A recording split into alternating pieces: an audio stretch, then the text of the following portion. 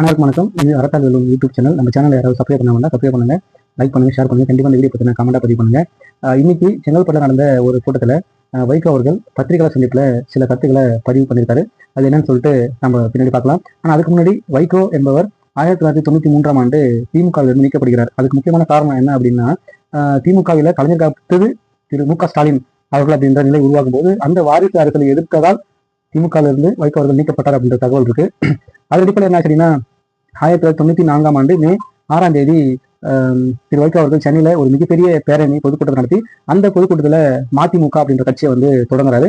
அந்த பேரணியில அந்த பொதுக்கூட்டத்தில் அவரு சொன்ன வலியுறுத்திய முக்கியமான வார்த்தை என்ன அப்படின்னா, வாரிசு அரசியலை எதிர்ப்பது, வாரிசு அரசியலை ஒழிக்கிறது அப்படின்னு சொல்லிட்டு அந்த பொதுக்கூட்டத்தில் ஒரு முக்கியமான கொள்கையா பேசுறாரு. அதுக்கப்புறம் என்ன அப்படின்னா, திரும்ப அதே ஆண்டு அவருடைய கட்சியுடைய பலத்தை வந்து காமிக்கிறதுக்காக என்ன பண்றாருன்னா, ஒரு 1500 கிலோமீட்டர் நடைபயணம் 51 நாட்களா நடந்து போறாரு.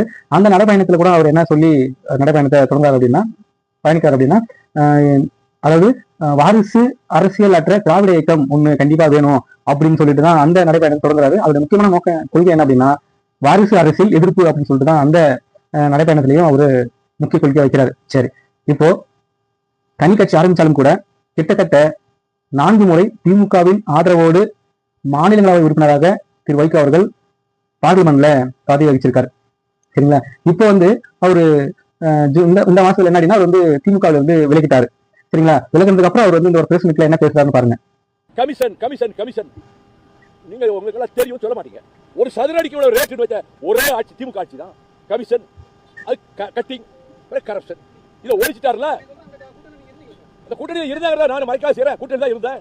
ஓகே, வாரிசு அரசியலை எதிர்ப்பதுதான் முக்கியமான கொள்கையாக சொல்லி கட்சி ஆரம்பித்த நீங்கள் இன்றைக்கு உங்கள் மகன் துரை வைகோ அவர்களுக்கு திமுகவின் கூட்டணியில் இருந்து பார்லிமெண்டத்தில் மாநிலங்களவை உறுப்பினராக பதவி வாங்கி கொடுத்திருக்கீங்க. இது வாரிசியல் அரசியல் வராதா? இன்னொன்னு என்ன சொல்லிருக்கீங்க அப்படின்னா, திமுக அப்படின்னாலே கரப்ஷன், ஒரு சதுரடி வாங்கினா கூட அதுல கமிஷன் கரப்ஷன் இருக்குன்னு சொல்லியிருக்கீங்க. இத்தனை ஆண்டு காலம் திமுகவில தான் பயணிச்சீங்க, திமுகவோடு தான் கூட்டணி இருந்தீங்க. இத்தனை ஆண்டு காலம் திமுகவினுடைய அந்த கரப்ஷன் கமிஷன் இது உங்களுக்கு தெரியாதா? இன்னைக்கு திமுகவிலிருந்து விலகி வேறு கட்சிக்கு போறதுனாலதான் உங்களுக்கு இந்த திமுக கரப்ஷன் கமிஷன் எல்லாம் தெரியுதா? அப்போ இத்தனை நாள் திமுக கரப்ஷன் கமிஷன் அப்படின்னா அதனோட கூட்டணி இருந்த நீங்களும் உங்களை என்ன சொல்றது?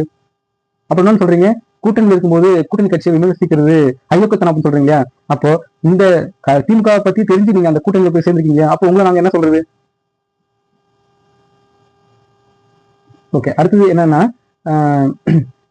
அதாவது திரு தாவைக்கல் இறங்கியதுக்கு அப்புறம் என்ன அப்படின்னா, முதல் விஜய் அவர்கள் அந்த 2 எம்எல்ஏ பதவியை வந்து ராஜினாமா செய்ய சொல்லுங்க, அதுக்கப்புறம் நான் வந்து அந்த தொகுதியில வந்து பிரச்சாரம் செஞ்சு 2 பேரை ஜெயிக்க வைக்கிறேன் அப்படின்னு சொல்றாருன்னு சொல்றீங்க. அப்போ இதற்கு பேர் என்ன?